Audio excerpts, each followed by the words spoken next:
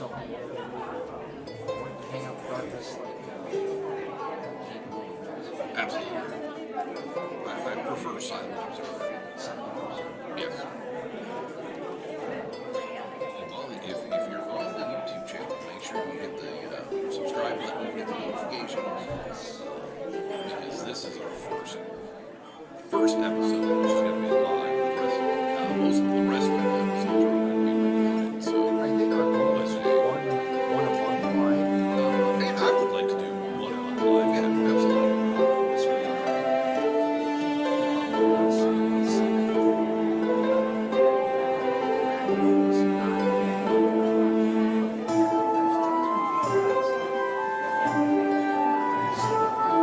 Well, yeah. So it's probably best that way. But yeah, And for those of you that are joining us early, we appreciate you. Raise my cups. And we're sporting our hand game. well, of course. That's where I got I actually got mine. It was made by Jonathan Englehart of the Wood River Creations. Woodland River Creations. Yes, Woodland River. Yeah. Because wood does float.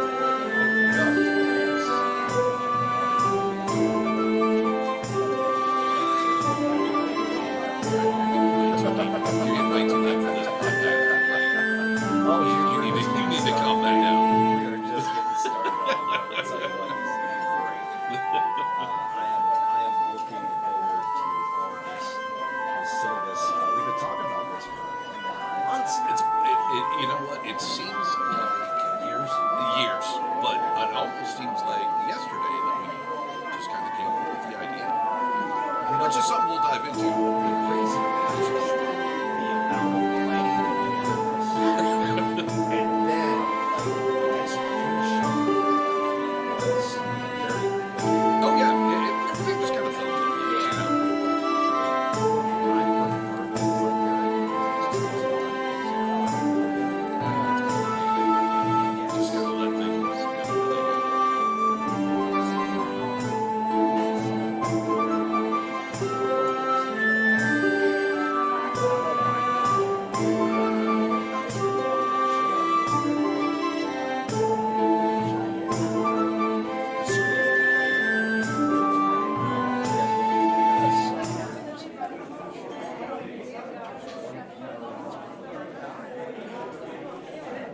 That's okay.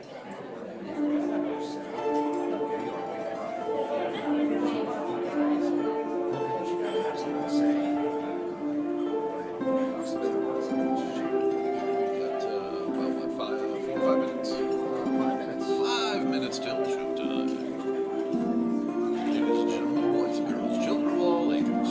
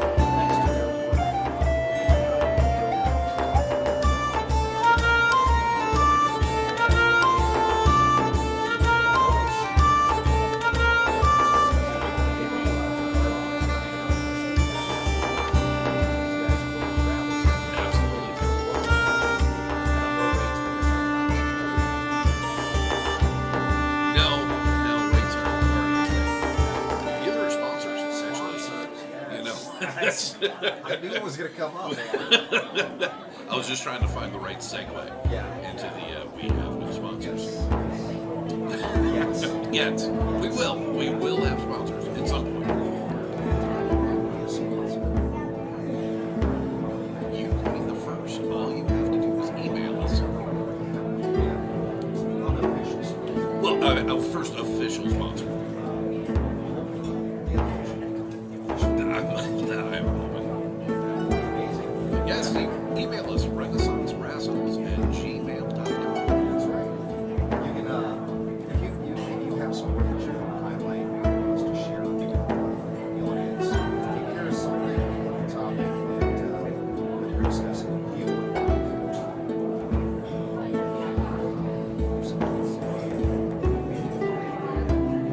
like I said, you can comment on YouTube, Facebook, and Twitch, but I haven't seen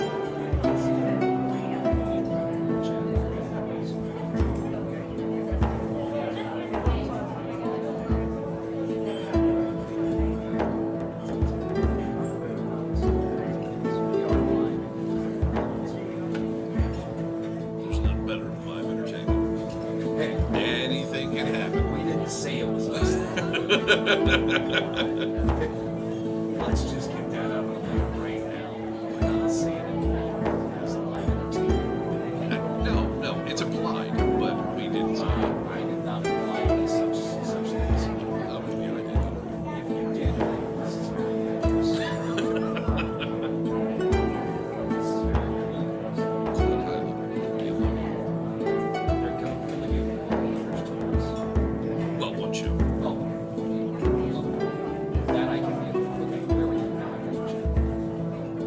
Now I got the chat.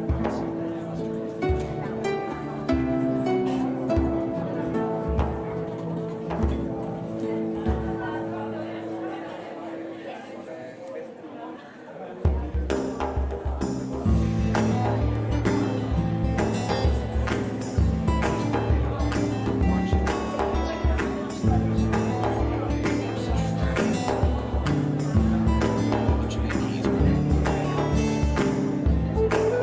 I love it. Who is it?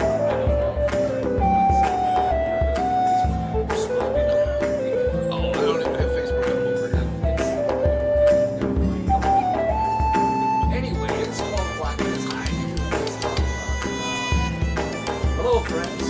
Hello, friends. Welcome to the Renaissance Rascals. My name is Rob, I'm Keith. and we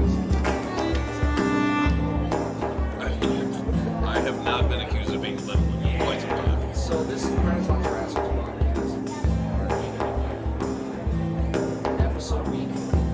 There's three of them. Three of those will be recorded live stream from one time episode. So we want you to join us not just for the live episode, but we also want you to hang out with us and do some interactive some comment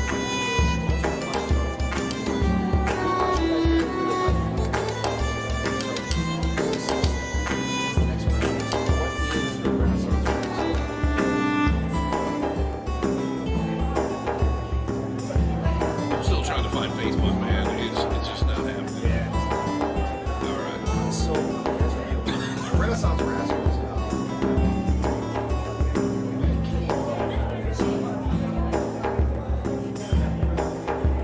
came up with this idea.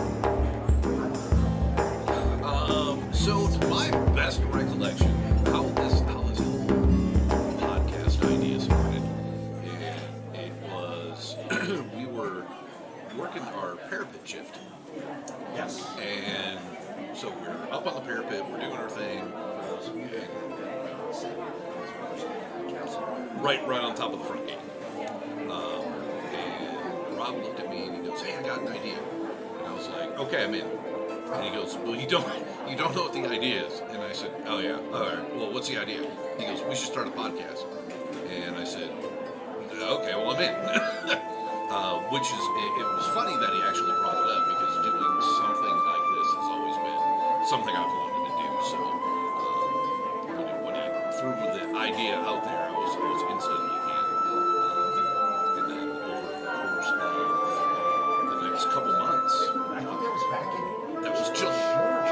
like late June, early July. It was right in that time frame. And I do remember that the original thought that I had was trying to help people like build a belief in how to help them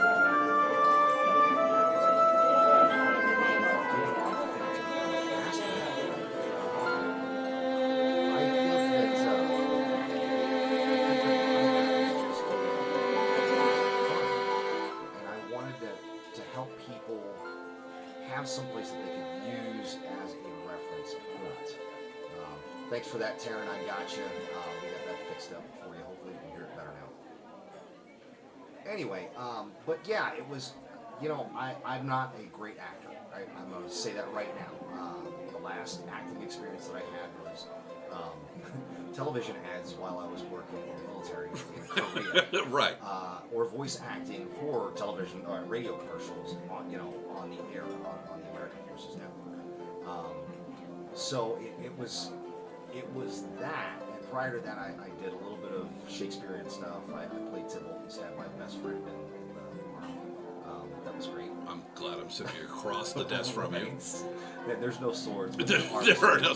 Trust me, I've been scanning. Okay, I'm scanning. But Keith has a wealth of knowledge. I mean, we were talking about this. This is really what sparked my thought process as far as like building a podcast based on this premise. Yours is mainly horror, though, right? Yes. So I've done a lot of haunted house, so haunt acting, which is I mean I've been going to the Ren Fair for years. But a lot of the stuff is haunted house, and it's still character based. You still have to figure out what your character is, what the motivation is, how they walk, if they talk. Which I'm always a talker. Really? I know, right? It's so weird.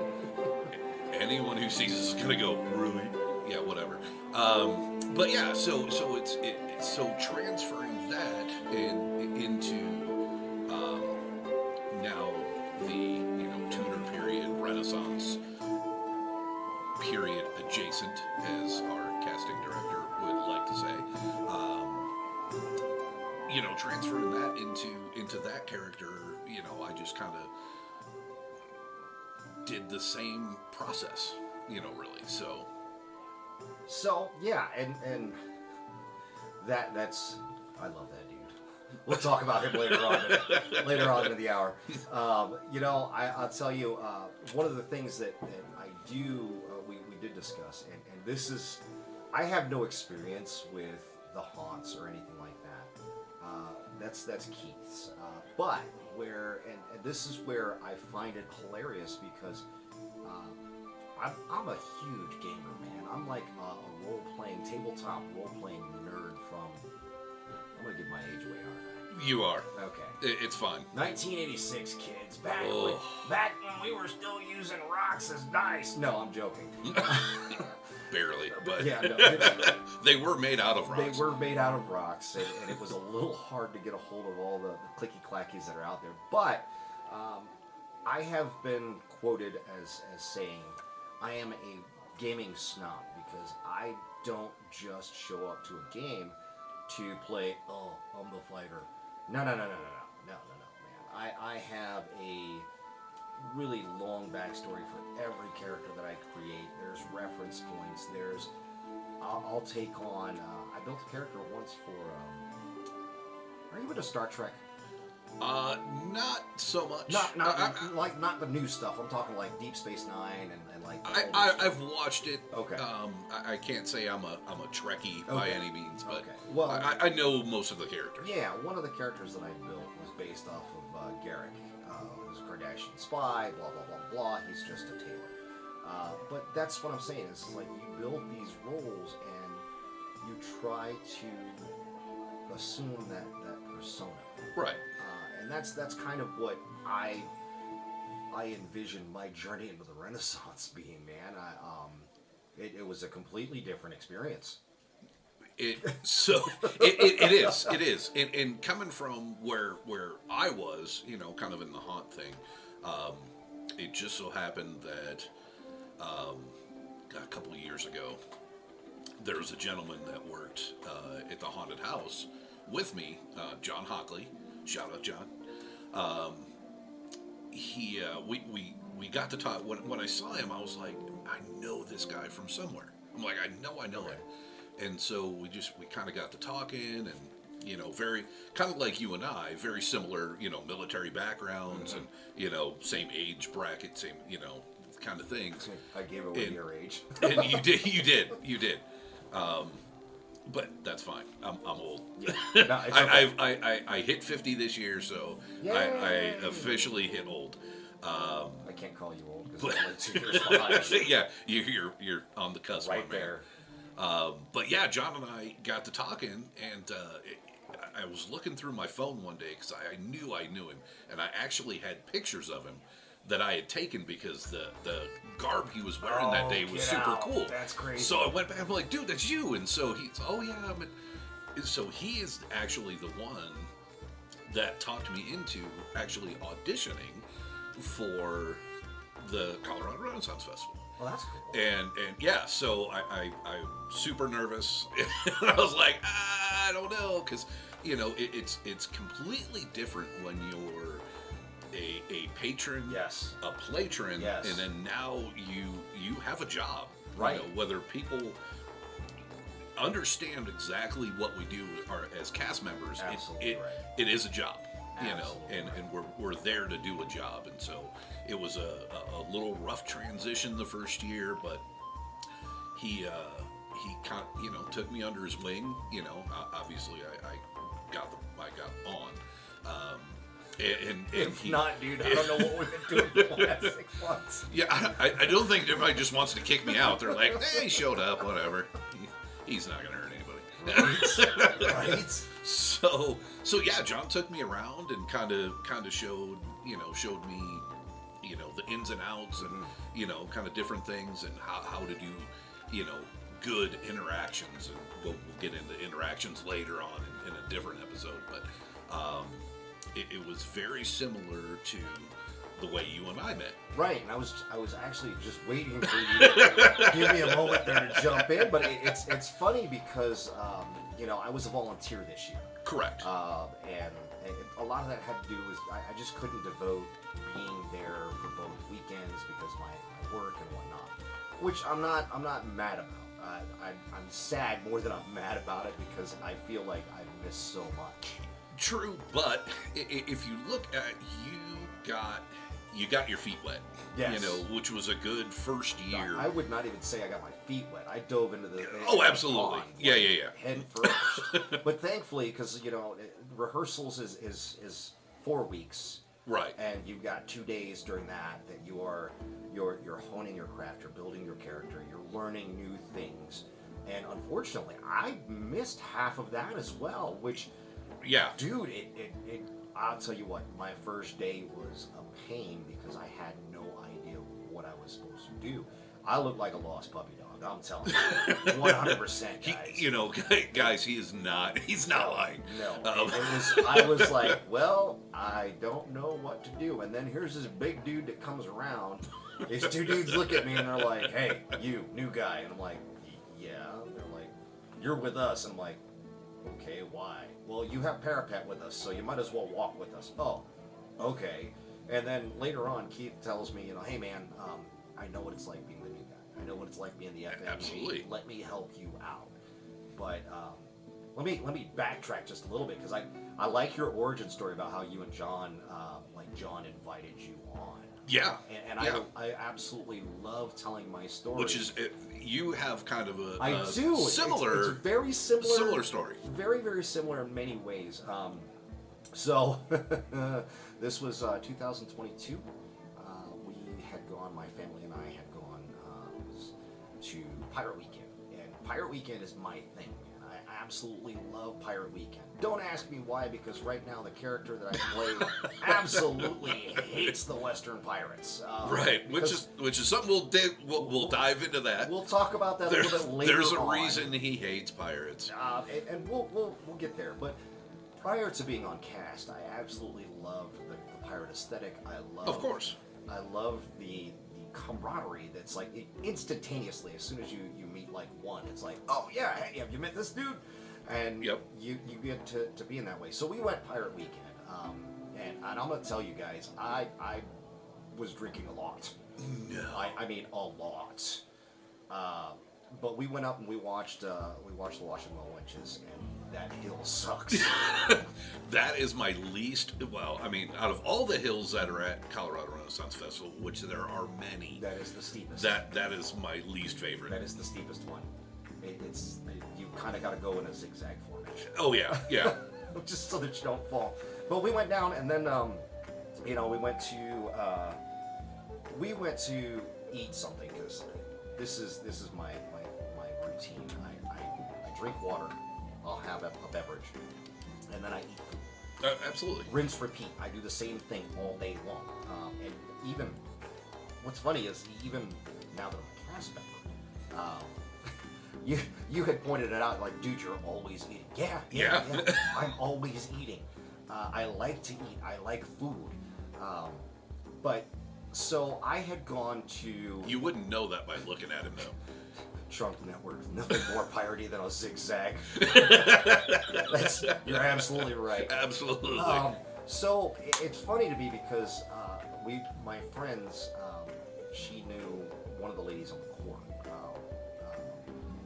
I'm horrible with like festival names, but Annette. So she knows, my friend Sam knows Annette, and they were sitting there talking about, I'd been drinking, and my wife was watching Celtic Legacy play on the stage there. Okay. And I got bored. So, and you've been with me long enough. You know, if I get bored, something stupid is about to happen. Yes. So I was dressed as just a Asian pirate deckhand. I had my hat on. I had a vest. I had some pants and some sandals. I would hope you had pants. Yeah, we'll talk about something about that later on. So I went up to the pavilion where my friends were at, and it's funny because Kendra, the Princess of Ireland, had been messing with me from the beginning of the game. Now, when you say pavilion, you're talking about where the thrones, the four. You know, where the padded chairs are at for the nobility that have, soft tushies. Yes. Okay. So a common misconception: there's no padding in those chairs. Yeah, whatever. I sat down and I went. see them have cushions. At any rate, so she was sitting there, and because she had messed with me at the opening ceremony, I decided to return the favor. So I go wandering, and by wandering, I mean, imagine like a Jackie Chan kung fu master, like the drunken master. Yes, that was Got you. That was the stumble that I had going on, and I threw myself onto the deck of the pavilion there. So immediately the Princess of Ireland shoots up and she says, "Sir, are you okay?" Now, kids, don't do this. This is not the way to go. I got away with it, and it was fun. It was a great interaction, but it's be mindful. Like be mindful, be respectful. One of the things that ended up happening is there was back and forth between the Prince of Ireland and myself, and I didn't realize who the gentleman was that was sitting next to her. And that would be Duke, right? Duke Winglewick? Yes. Duke Winglewick, the Lord of Larkspurshire, who just so happens to be the casting director. Awkward. Yeah, no, and it was funny. Well, not at that point. It's not awkward. It was great because we had this really great interaction, and the funny part about the interaction is she looks at me and she says, "Hey, sir, I'm going to ask you a very serious question." I said, "Aye." And she says, "Do you know where the water is?" I simply replied, "Aye." And she goes, "Where?" And mind you, I'm still on the ground. Right. I looked up at her, I smiled, and I said, 300 leagues that way. To which the Duke looks at me and goes, "You want a job next year?" And I said, "I'll audition," and that was my invite. Right. Now, when you first get started off, there's no way, like zero way that I would think that I would have ended up on court. That's not where I wanted to be. I mean, I'm new. Yes, it would be. It's nice when you have the scheduling that they have. Oh, absolutely. And I mean, I'm not trying to take away from anything that they do, but I don't feel that the character that I built would fit in that scenario. Right, You right. know? And the members, for those that don't know, the members of the court actually have a pretty strict schedule. Oh yes. It's It's so great because I know exactly where they are. it helps out. If you just, happen to want to run into someone, you know where they're going to be at certain Right, times. So. right. And I mean, it's really cool because going into, the auditions and everything, going past that, I can honestly say this, for me, and I'm tearing up a little bit. I do apologize.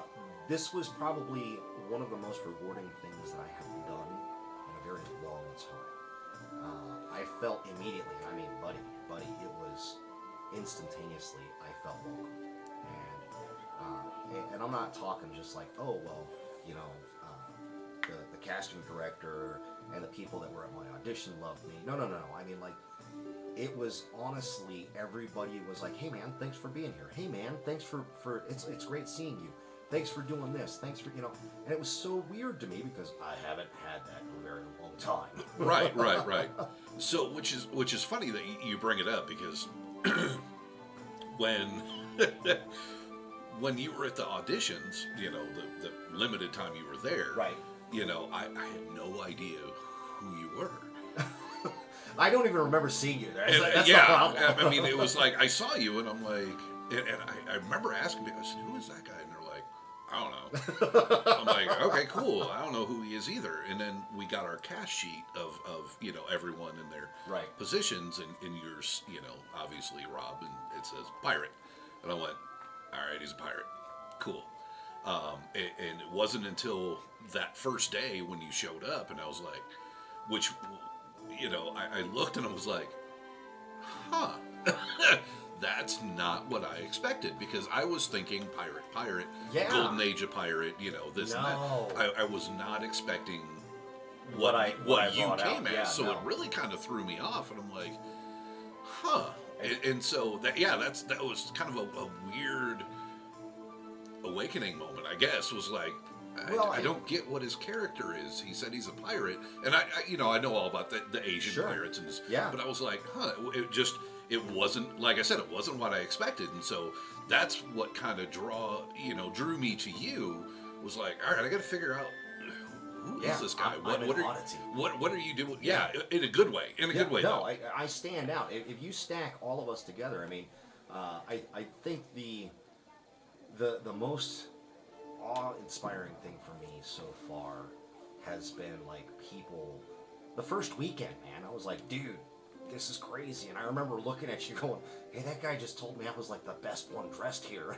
And I remember you going, don't let that go to your head. I'm like, that's kind of cool though. Yeah, no, it's I've very cool. never But had you are the one that like no one dresses like that. No. And even some of the patrons, the patrons and whatnot that come in aren't to the level that you have built not only your character but your wardrobe as well. So you are very well put together when you do it. And I like that you said wardrobe. Keith sets me up for these because he knows I want to say this stuff. I caught myself and I was that's my favorite line. If Yes. you guys ever walking around out there on the laneways and you run into me and you say, hey, that's a nice outfit. Right, costume. That's a good costume. My response is, in China, we call them clothes. Which is the greatest line in the world, man. Because they're just like, dude. It kind of leaves them dumbfounded. They're like, wait, what? But it's a funny, playful way. And I mean, at the end of the season, like the very last week, and I've told you about this before, the coolest part was when I had a couple that were arguing over what dynasty my clothing was from. Right. And what blew me away was the lady was from Beijing. So she is from China. Yes. And that kind of like nod just made me like, whoa, I'm doing it right. You did it right. I'm doing it right. I guess because you're setting me up for it, we'll talk about it. So, I play Captain Yen Shang. He is a visitor from the east, from the Middle Kingdom, an emissary of the Woku, if you will. And the Woku is a pirate organization that spans about 500 years, starting in roughly late 1300 to 1400, early 1400s, and they go until I think Zhang Yi was 16, 1700s. So 400 years of piracy. Right. This is why I hate Western pirates. The Western pirates. As the character. And please, your character So, introduction. a quick question before I get to that is, how did you come about this character? Oh, okay. So... Because I know you said you kind of dressed like that the year previous. How did you make that leap from Chinese pirate deckhand to Captain Yen Shang of the Woku? So it started off, and my audition was as a pirate. Right. And then I was asked by the casting director and the assistant director, we have a lot of pirates.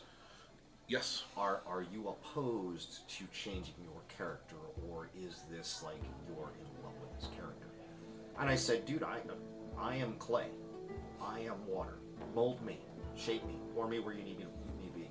And so it started off as just a Western Golden Age pirate that I was working on, that just so happened to be looking ancient. I don't know how to say that. You just did. Yeah. So it started off as that, and then as I started to think about it, and they sent us with the rehearsal, first rehearsal schedule and everything, they sent out the character development sheet, and I started thinking about it. So I decided to lean, because I was told, hey, the hat is awesome. We love that. So I was like, well, you know what? Let's lean into it. Well, the hat definitely stands out. Yes, and portable shade wherever I go. And I was going to say, I think people probably notice the hat First. before anything else. Oh yeah, absolutely. I did. When you come walking out the gate, I was like, "What? That is the coolest hat ever!" Yeah, dude, it's How amazing. do I get There's that only hat? one other guy that is he's a patron, and he has an amazing outfit. He's a fairy of the Fae. So the character that I portray has a problem seeing some of the Fae community, but that's just he chooses when to believe. Right. But that's how I created. That was the beginning of it, and then I started doing more and more research into. All right, cool. I can't just be a costume. It doesn't work that way. You know, the costume is the first thing that you think about. Like, yeah, that some people think about is the aesthetic. I want to look like a pirate. Yes. Well, then I started researching Chinese pirates, and I came across the Woku, and I decided to, because we're historically adjacent. Yes. I decided to model the character after a infamous, that's the word I'll use, infamous trader, Chinese trader that brokered the trade between the Portuguese and the Tokugawa, and he is considered to be the grandfather of firearms in Asia. So from that, you leap into the character. Yen Shang has to have a reason. Why did he end up in England? Right. Well, Uncle Wang sent me to try to secure Western cannons, which I know it confuses some people because China created gunpowder, had cannons before the West. The confusion is very easily mitigated because during the 14th and 15th century, China had stopped creating weapons of war. They were more focused on the arts and commerce. So what ended up happening is the metal degraded, the cannons degraded, and the Portuguese were a lot better So that's why. And then some crazy knucklehead wrote some story as to why I walk around with him, and that's how I met. And that's where I come in. Baron Robert Adelborn, right? Adelborn the third. The third. He's not good enough to be the first. No, there were two before me, and they didn't make it. But you wrote a beautiful piece about that. Please tell people about that, because I think it's important to establish how, dude, we personally on the outside of it, we meshed really well. But please explain the story that you wrote. Yeah, so my character, like we said, I'm a baron. I'm from a land in England called Umbracinia, and the reason that I became a baron is because my father and my brother had both died in battle. So I inherited the title, and now I'm part of the court. And so when we were in Larkspurshire, and I started walking around with Rob, a lot of people would ask, why are you, an English baron, walking around with some Chinese dude? And I went, do his shirts. Yeah. I was like, he's good with laundry. Thankfully, you didn't go that route. I didn't go that route. But, it did get me to thinking. I went, okay, so we have to figure out a story of why. And so I came up with the backstory for our characters, is that actually Yen Shang knew my father and would do trading on our land. And in exchange for letting him continue to quote-unquote trade in our area, all he does is he provides us information on certain other people that we want to keep off of our land. And that keeps Yen Shang in business.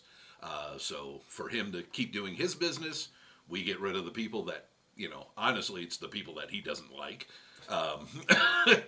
That may come into play next year, kids. I'm just saying. Yeah, it could. So the reason that he walks around is because we have a history. Yes. And not only is it a business relationship, but on a certain level, he needs to keep me alive so that he can continue his trade in our land. Which actually, I'm glad that you pointed that out and you said that, because I remember, I think it was like the third or fourth weekend, somebody who was walking by, and whenever you're engaged with someone, you're talking with somebody. I took on the role of bodyguard, and I took it pretty seriously. I would turn around, and I would face the opposite direction with my hand on my sword, and just kind of scowling at anybody that came walking by. And I can't remember who it was, but somebody on cast was like, "Dude, what are you doing?" And I said, "Keeping him alive." Yeah. And that was all I said, and they kind of walked off, and it was crazy to me, because I didn't even plan it. It was just kind of something that popped in my head, like, this makes sense. Yeah. Like, I don't want to really be involved in what you're doing because it has nothing to do with me. If you need me, you'll call me. So in the meantime, I'm going to make myself look like I'm doing something. Yeah. And honestly, when I saw you do that kind of out of the corner of my eye, and I picked up on it, I attributed that to a lot of, our military training. Oh, sure. You've always got to watch the six. Yeah. And which is exactly, in a big group of people, exactly what you did. And so I felt it was a very natural reaction that you had. Like, it wasn't something that you planned. No. It was spur of the moment. You're like, okay, this is going to work. And it did. Right. And it's fantastic. Because the sight of you and I walking is something that I think throws people off. One, because of the way we walk, which is the way we trudge. This is true. Okay, so for everyone out there, please, we do not walk the fair. No. We trudge the fair.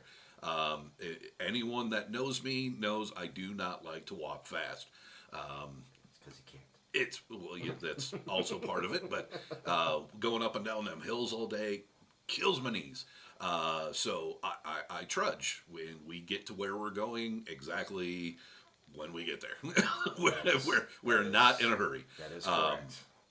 But yeah, no. Going back to what we're talking about is the sight of There's both of us yes. walking together, because, like I said, once again, I envision my character. Obviously, I'm a baron. I'm a leader.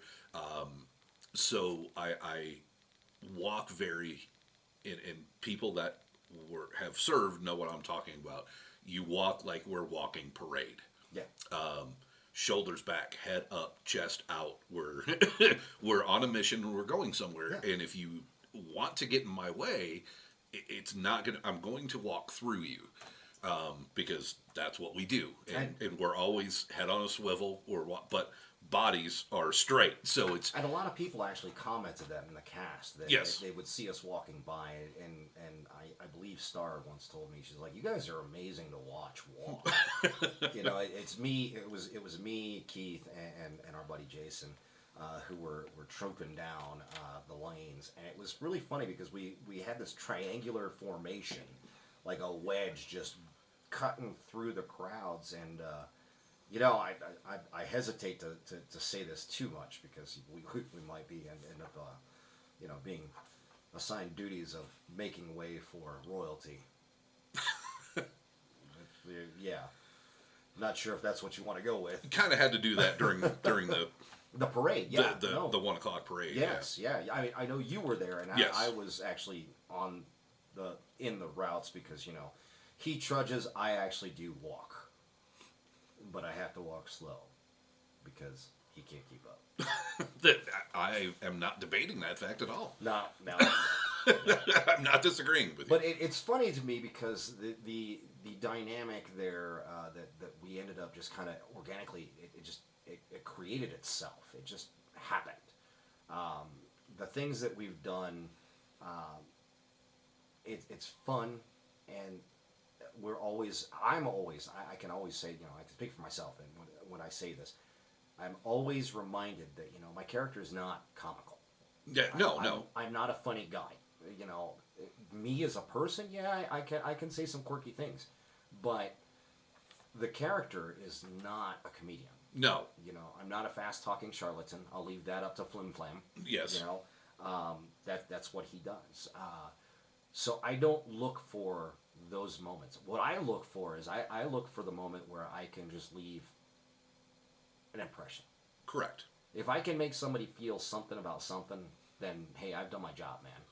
And that's pretty much. Well, I shouldn't say pretty much. That is exactly what we are there for. Right. That and safety to enhance the experience. Right. And that's what we try to do when we talk to people. We Yes. want just have a conversation. It's as our fearless improv leader Prescott always says, is you don't always have to go for the joke. No. Don't hunt the funny. Don't hunt the funny. Yes, thank you. Yes. I knew it was something like that, and I didn't want to right. misquote him. So, but yeah, and it's absolutely true. So you try just to find an in, right? To talk to someone, and sometimes it turns into funny. One-liners to me, they work a lot better. Sometimes the little hit and runs, you zing them and you're out. Although there was that one time that I don't know how the heck this happened, man. You guys probably know who Lucinda is. Everybody knows who Lucinda is. Yeah. I'm gonna tell. This is my favorite story, dude. This is one of my favorites. So we were out on patrol, and it was great because we came across Lucinda, and we also came across a patron who was dressed as a monk. Yes. So I was trying to actually marry the Baron to Lucinda because I thought that would be funny. Right. It went in a completely different direction. It went to the direction of now Keith, the Baron of Umbracinia, is marrying Lucinda off to the monk. I think the funniest part about that whole freaking thing was This man was married. His wife was there. He took off, literally took his ring off his finger, handed it to his wife, and said, "Well, nice knowing you." I mean, but next to Lucinda, it's hard to stack up. Perhaps their child would be of Middle Earth, because you got one that's good, one that's bad. I don't know. That's if the child makes it that long. Yes. We're still looking for Timmy. Yes, poor Timmy. Yeah. Moment of silence for Timmy. Okay, good enough. All right. But yeah. So that's kind of what we're like. Some of the best interactions and things that we had throughout the year started off as one idea and completely ended somewhere different than where we thought it was going. Now, sometimes we followed through. It went the way we thought it was going to, but there's a lot of times where we went, oh, let's do this. Right. And we started into it, and we had to take a right turn, and we ended up over here somewhere. But it was still, it still ended great. And the people who were talking to, they left with that impression, and that's exactly what we wanted. Right, and I think we as cast members use this term, and it you really gotta discuss it. We use the term organic. Yes. When we talk about things that just kind of happen, it's something that you're not forcing. You're not trying to. I'm going to say something so that Keith has to answer in this way. It's an exercise, and this is what really, I was thinking about this the other day. I used to teach journalism when I was in the military, and one of the prime tenets of being a good journalist is you have to actively listen. Yeah. Oh, absolutely. So, what active listening means, for those of you that don't know what that is, it is honestly listening to the person to understand the message, not to direct the conversation into a certain flow. Right. Like I like to tell people is that we have planned ideas, but we don't have planned outcomes. Right. Like we have an idea like, hey, we're going to do this. Right. Okay. The seed is this. Yeah, but wherever it ends is where it ends. It could be. It could be funny. We have the thought in our head like, oh, I can see it going this way, but you never know what those people are going to say, how they're going to react, what they're going to do. Oh yeah. So it's like, hey, we're going to try this. To that, I mean, you remember that interaction that we had with Flynn, and what was his name? Iron Bear. Iron Bear, yes. The patron. Yeah. So that was not the way we thought it was going to go. No, like we had an idea of how it started, right? And to run briefly through the thing is we had. Flynn owed the crown money. Yeah, so we took over the debt, and so we gave Fin Flam until 4:30. Yes. To pay us our debt, he had to meet us at the stocks. That dude was a brick wall. He showed up at the stocks. He did pay us the money, but as I found out, he got the money from the executioner. Right. So I repaid the executioner's debt, which meant Finn still owed us money. Right. So it was the classic English double cross, and then he involved a patron to basically fight Rob for the debt.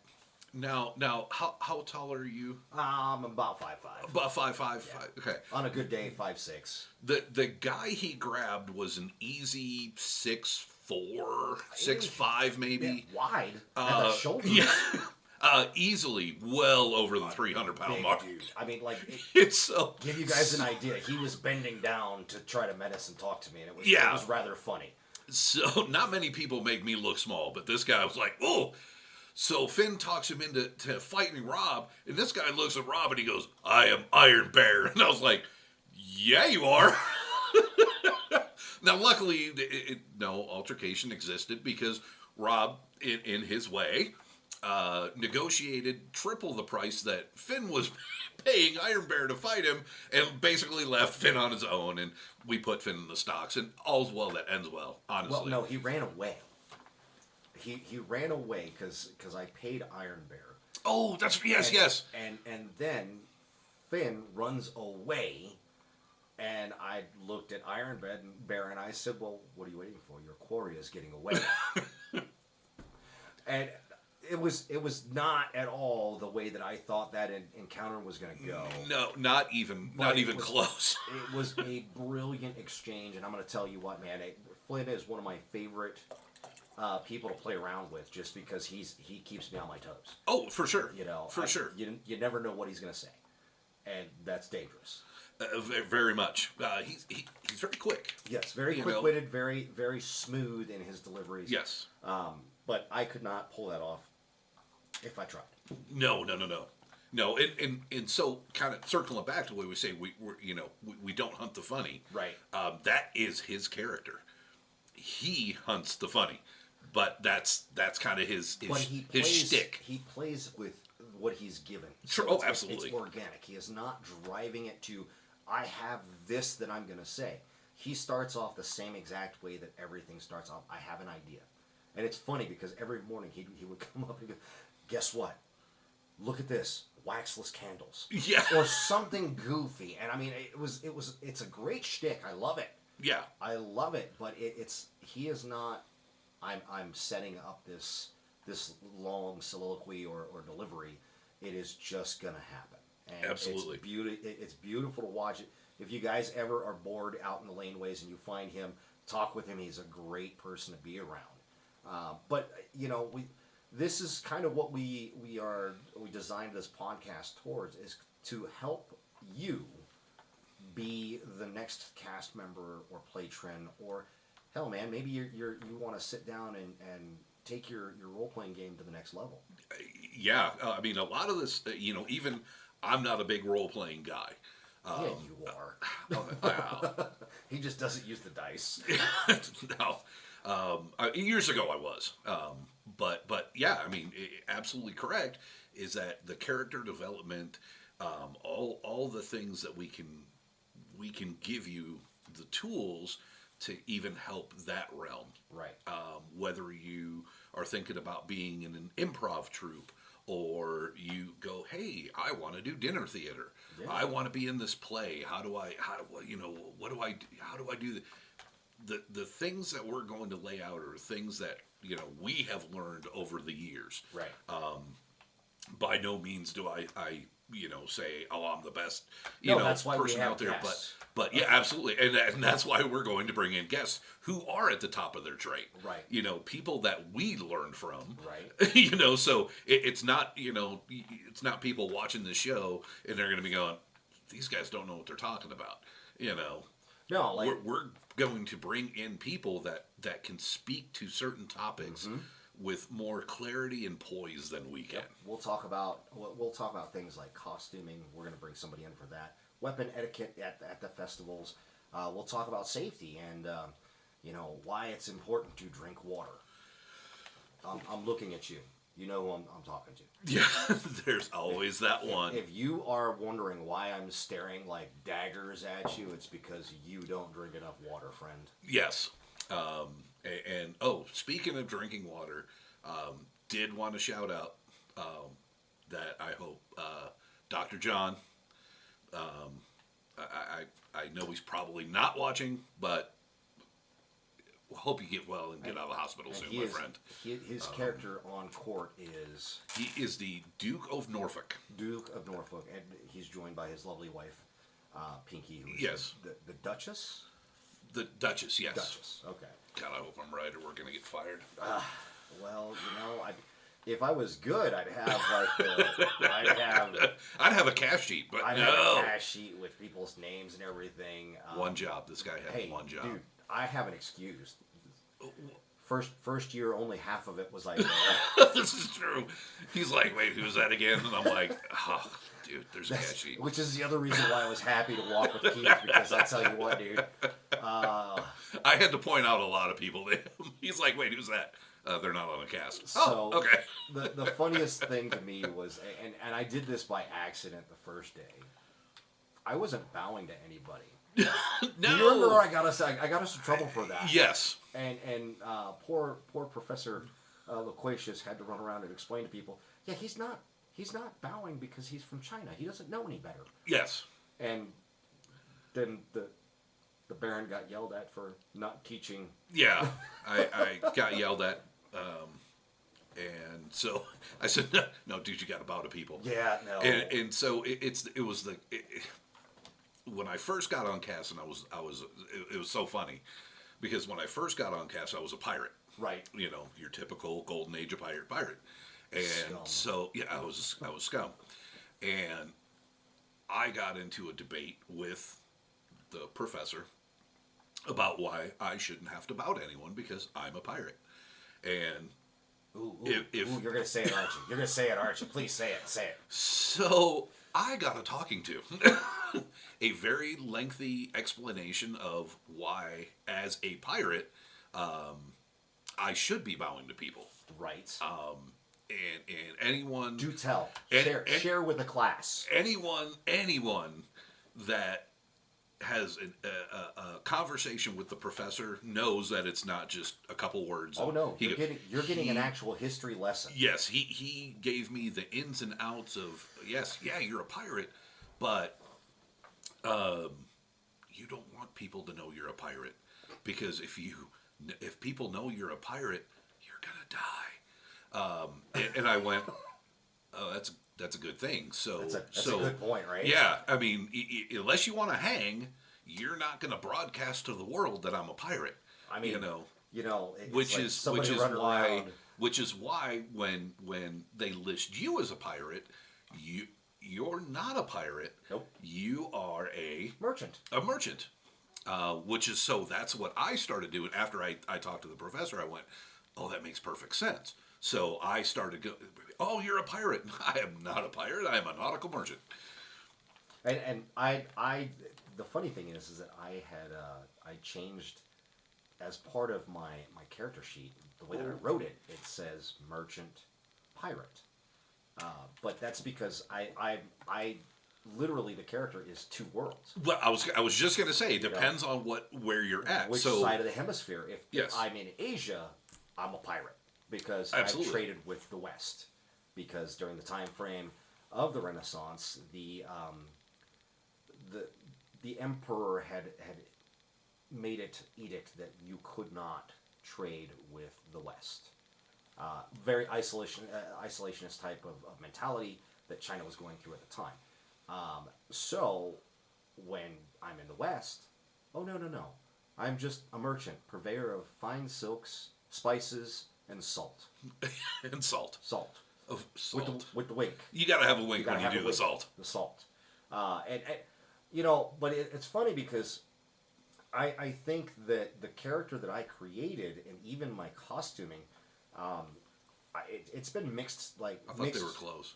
Yeah, whatever. I'm not in character. Right Oh! now. Yeah. See, folks, that's what happens when you slip on your job. But even with the wardrobing and everything like that, it was mixed reviews. I had a couple. Dude, I had a guy the second weekend look at me and go, "Well, what has China brought to the Renaissance?" And I was irritated. I'm gonna say it right now. Of course. I was irritated because I'm like, well, what is he after? And I'm like, because I asked him, well, what do you mean, good sir? And he was just kind of like, oh, I don't know. What do you mean by this? And he was like, well, what kind of innovation? And so I didn't realize what he was actually after. And there's 4 great inventions that China brought to the world. First and foremost is everybody thinks gunpowder. Right. All right. That's the first one. But paper is the second one. Okay. The actual manufacture of paper. Prior to that, England was still using skins, animal fats, right? The third is printed documentation. So before Johannes Gutenberg actually created the printing press, the Chinese were doing this in block characters. Right. And then the fourth one, the magnetic compass. See, I didn't know that. Yeah. Those are the 4 great inventions that came from China that changed the world. Without those 4 things, it would have been a completely different world. So, it's just a little bit of history lesson. You were talking about loquacious, so Okay. So guys, seriously, if you ever have a chance to sit down and if you have questions about history, please, please, please find him. He is more than happy to discuss that topic with you. I've had some people say, "Oh, he seems kind of unapproachable." Absolutely not. He is the most kind-hearted just man. make sure you're not in a hurry to go anywhere. Yeah. Your best bet. Leave yourself some time. I've done this, and it's crazy. But if you can be standing in a line waiting for food, like a Scotch egg at The Queen's Pantry. Yes. then that is the best time to talk with him because, dude, it helps pass the time. Absolutely. And it's wonderful. He is so filled with knowledge. He was one of when I got on cast, he was one of the first people to really welcome me in, and I've never forgot that. You know, he's just such a warm person. Yes. You know. Yes, but like I said, everybody on the cast my first year, they've been very welcoming. Absolutely. They've all been willing to let me kind of help and be a part of things. I think my favorite bit that I actually get to be part of, but not really in the front, is I help with Robin Hood's rescue. Yes. Sorry, Adam Bell's rescue. Yes. The Master Forester. Yes, the Master Forester. That is probably one of my favorite things to do so far because it's just I don't even really have a part other than just making sure that the person that's in the stocks is not pinched or anything like that or let out early. Right. And working with Prince Otto and the Lord Sheriff. Yes. That is and Adam Bell. That was a great time, and I was just standing in the right place at the right time, and Adam Bell came to me and he was like, "Hey, I need you today." I'm like, "Okay, cool." And he goes, "What do you got going on?" I said, "At 4:30, I'm coming off the parapet." And he goes, "Cool. I need you up by the Royal Pavilions at 4:30, right there by the Dancing Bear." God, dude, first year, only been there half of it. No clue what the heck the Dancing Bear is. Yeah. No idea. Now I've got it down, but at the time I was like, I don't know where I'm going. Yeah, the Dancing Bear Pub, which is next to the Pavilions, which is just down the lane from the Queen's Pantry, makers of the wonderful Scotch egg. Yes, the gracefully, tastefully, decadent. I like the word decadent. Yeah, yes. I think that sums it up. Majestic. Rather well. Ooh, yes, majestic Scotch I like egg. it. Yes. I like it. We're looking for a sponsor, just a Queen's Pantry. We're looking at you. Yeah. We're looking. I'm having withdrawals. Actually. Oh, I'm dying without those Scotch eggs. It was. Yeah. Who had? It was the sheriff. The actual Douglas County Sheriff. Yes, he had. We were walking by Chad. Yeah. Wish I could remember his last name. All you gotta know is the guy's built like a brick. He's the biggest sheriff out there. No. Nice, 4 nice foot guy. wide at the shoulders. Oh, about Lord 6'3". Would yeah, not want that dude chasing me. Yeah, I'm sure he could catch me too. I mean, that wouldn't be hard. But no, we're walking by. It was dude, what are you doing? I'm just imagining you try to trudge away as he's like speed walking to catch up to you. Okay, in my defense, I figure if I go slow enough, they'll pass me by because they're like, no way, it's that guy. It's got. Yeah, I don't think that's gonna happen. No, all right. I think he's just gonna get a running start. Yeah, I'm getting tackled like a football dummy. Yes. But yeah, we saw him eating that Scotch egg, and it was the next day. We're kind of walking around. It was right after the opening, and we came inside the front gate, and you were like, "We're getting Scotch eggs." I'm like, "Okay." And then right after that, it became an obsession. No, it became an addiction. That it started as an obsession, and it became an addiction. Yes. But yeah, no, we love the Scotch eggs. Yes. If they ever get rid of the Scotch eggs, we're gonna cry. There's gonna be tears. there may be A revolt. an uprising. There's going to be an uprising for sure. There may be an uprising. So, folks, that is we're getting down to the last couple of minutes of today's live podcast. That was an hour already. Yeah, that was an hour already. Didn't seem like it did. No, it didn't seem like it. I mean, at least for me, it didn't. It really didn't. I don't know those poor bastards out there. I was trying to look at this little teeny clock thing on this laptop. I'm like, I can't read it. Yeah, no, we're good, man.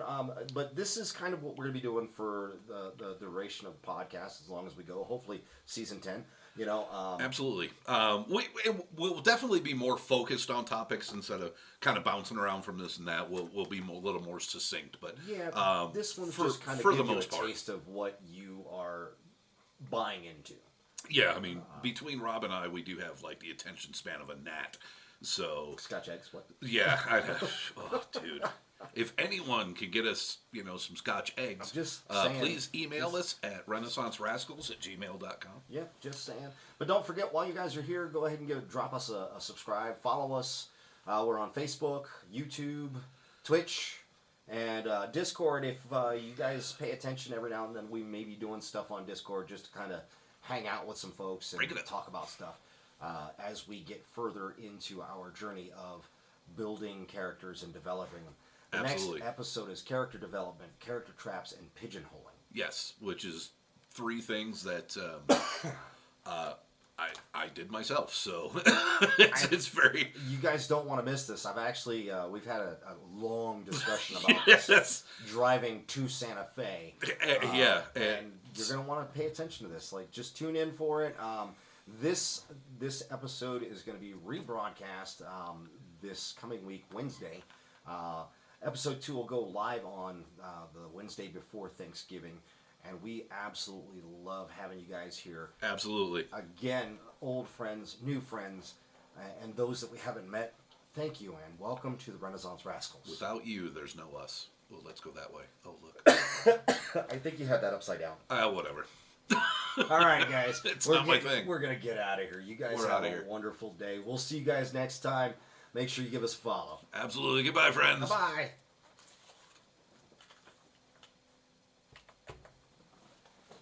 Dude, I can't believe that was an hour. You were like, last couple minutes. And I was like, what? Yeah, this dude is out of control. Jasper? Yeah.